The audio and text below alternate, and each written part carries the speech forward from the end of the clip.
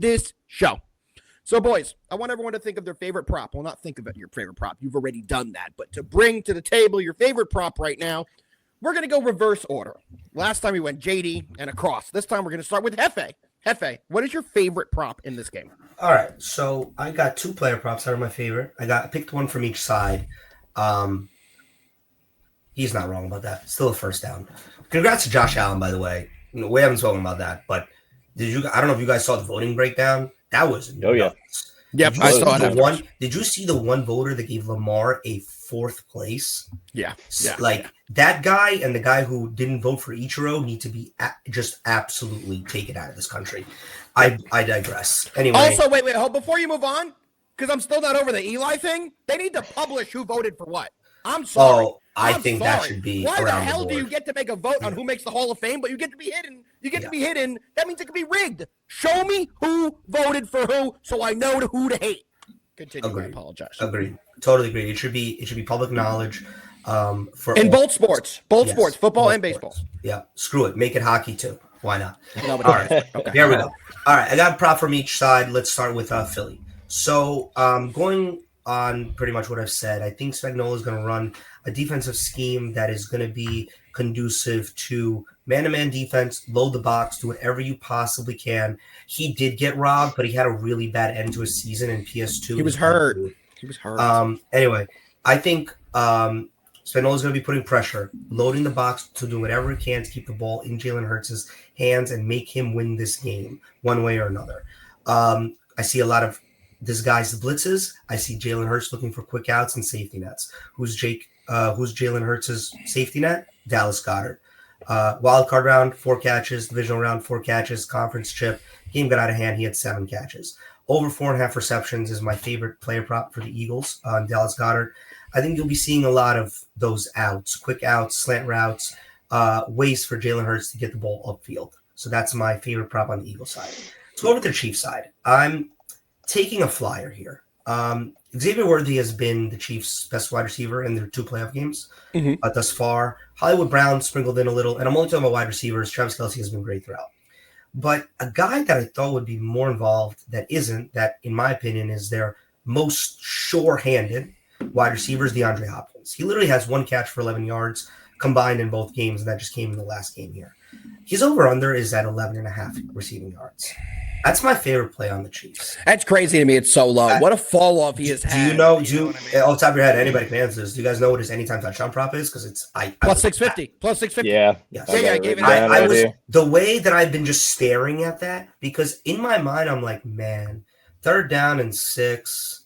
I could so see Hop on an out route to the corner of the end zone with those short hands on a one-on-one against big play Slay. Mahomes is going to trust that Hopkins is going to go up for that catch. I'm taking the over of 11.5 receiving yards. I think you can get it on one throw, and that's all we're looking for here. A 3rd and 6, where DeAndre Hopkins has a one-on-one on the sideline, 50-50 ball. Hop has the hands to make that catch. So DeAndre Hopkins over 11.5 receiving yards is my favorite play for the Chiefs. Dallas Goedert over 4.5 receptions, my favorite play for the Eagles. Pittsburgh's finest. What you got? So I was definitely looking at that D-Hop play, but if you look back at the snap counts, his snap counts have just been reducing each. We just need one, Jen. We just need one. That is true. But with Hollywood Brown coming back, it seems that he's been taking some of those snaps. But the way that I was looking at this play was I was looking at D-Hop anytime touchdown. I'm just thinking you got the most sure hands on the team. A lot of attention is going to be on Travis Kelce and probably anyone who's going in motion down there in the red zone. We know how that Andy Reid offense likes to run once they get inside the 20. I really like this plus 650 for D-Hop. I do have it written down as one of my anytime touchdowns here. But if we're going to do best props for the game, I'm looking at one guy, and that is Travis Kelce, over 6.5 receptions. We spoke about this Vic Fangio defense. He's the former head coach of the Denver Broncos. He's very familiar with Patrick Mahomes. Patrick Mahomes is very familiar with how he likes to run the defense. He runs a heavy zone defense and a 2-high safety look. So this is really good for Travis Kelce in the middle of the field, especially with the absence of Nakobe Dean on that Philadelphia Eagles defense. He's a mobile linebacker who would be able to cover a guy like Travis Kelce.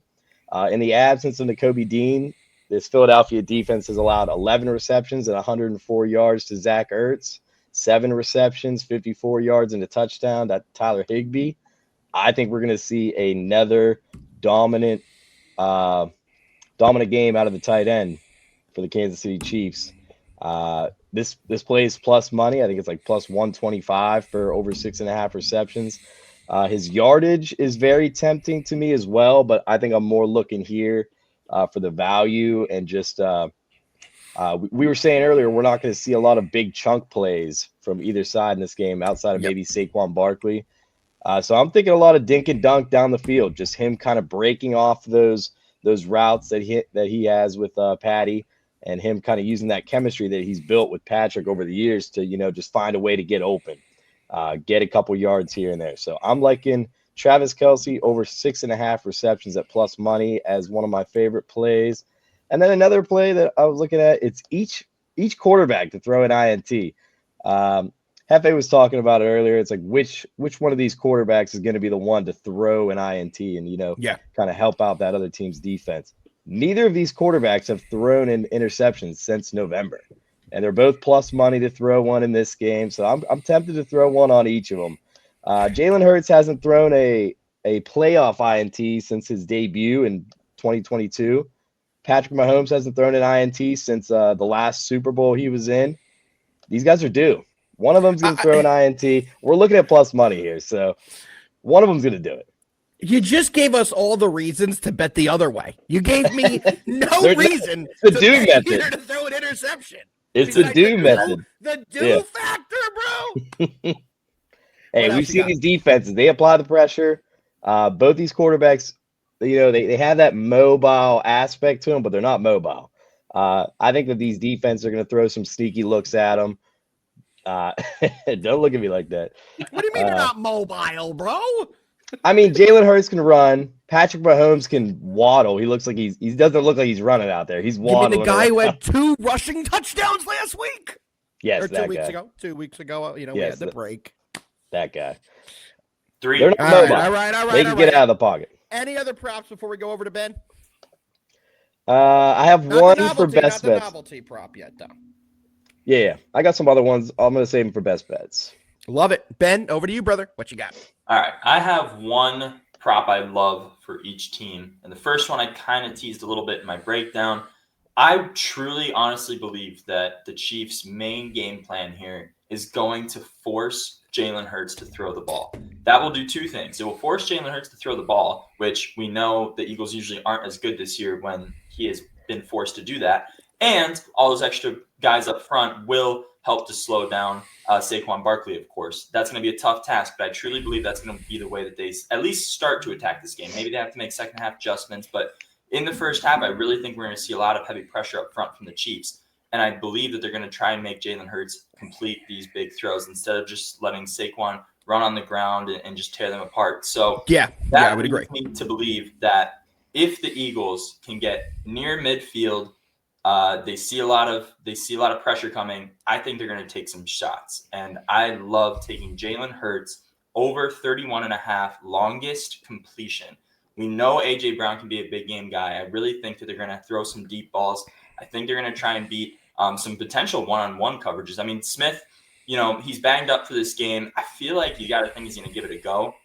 If you have both of them, there's going to be some plays. If the Chiefs are stacking the box, that at least one of them is going to have one-on-one coverage. And I think they're going to try and take a few big shots, make an early dent in this game with a big play through the air, maybe make the Chiefs think about bringing all those guys up front. It just seems like something that will be a very likely situation in the first half that we see, where there will be busy opportunities for big plays. And I think Jalen Hurts can get one. In the last Super Bowl, he had a 45-yard completion against these Chiefs. And that was without Saquon Barkley. So you got to think in this one, he's going to have the opportunity. I love this play on him. I think they can get a big play to either A.J. Brown or Devontae Smith, probably A.J. Brown.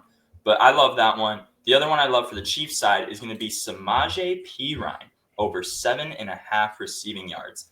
He had the game winner last game. He had that big game winning first down. He had a 17-yard completion last game. He seems to be their key receiving back. Something's going on with Pacheco. I don't know if anyone truly knows. He had 5 carries in both of the playoff games. He hasn't really gotten any real action. And even when he has been kind of the receiving back when he was completely healthy, but only 5 carries. Kareem Hunt is not a receiving back. He hasn't really been getting that much action through the air. Honestly, I think if they're going to look at any screen pass or anything like that, it's going to be a play to Pirine. So really, he only needs 1 reception to complete this. He had 11.5 average yards per completion during the regular season. By the way, he's hit this in 13 of his last 14 games, like outright. The only one he missed was literally just the playoff game against Houston. Didn't get a big role in that one because I think they were trying to give Pacheco a go. But he hit that in 13 straight regular season games. Sorry, 14 of the last 15, because now he just hit it against the Bills as well. So he has hit this number pretty much every time he's gotten even just 1 reception. So we're basically banking on him to get 1 reception in this game because his average has been highly above that. And it seems like he's getting in the double digits on those 1 receptions usually. So I love this spot for Pirine. He just seems to be the receiving back guy, and Pacheco clearly is not healthy. Something's going on. They have had 2 weeks to prepare, but I think he's going to get that 1 screenplay that gets us over the edge. There we go. Any other props for you before we move over to JD? That's all. My main man, JD, my brother. How many props you got and what you got for me? Let's go from one from each side. First one, the one I love the most, Ben actually broke it down great. Hurts is gonna have to throw the ball. And actually, like Ben talked about how AJ Brown is probably going to get some good looks, and he's probably going to be one-on-one.